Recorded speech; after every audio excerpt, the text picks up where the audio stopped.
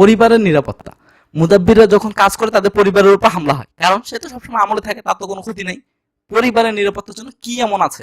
মুদাব্বিরদের নিরাপত্তার জন্য খুব ডেঞ্জারাস জিনিস, আপনাকে খুব মনোযোগ দিয়ে শিখতে হবে। এটা করলে পরিবারের কোনো ক্ষতি হবে না। প্যাকেজ সিস্টেম প্রথমে একটা পাতিল নেবেন। পাতিল আপনারা চিনেন, মাটির হোক যেটাতে ভাত রান্না হয়, অথবা হচ্ছে সিলভারের হোক, সমস্যা নেই, একটা পাতিল নেবেন। পাতিলটা ছোট বড় কোনো কথা নাই, পাতিল হইলেই হইলো।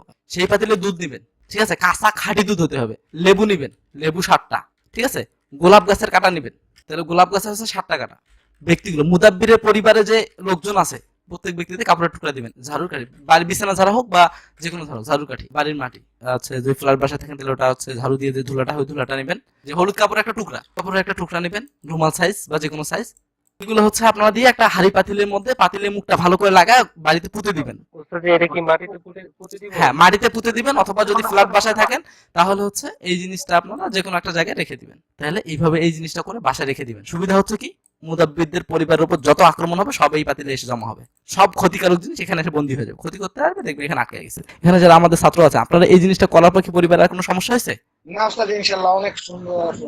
দেখলাম যে পরিবার নিরাপত্তার জন্য একটা পদ্ধতি যথেষ্ট, জীবনে একবার করলেই মুদাব্বিরদের হয়ে যায়। তাহলে আমরা জানতে পারলাম, ঠিক আছে, যে এই পদ্ধতিটা 100% কাজ করে।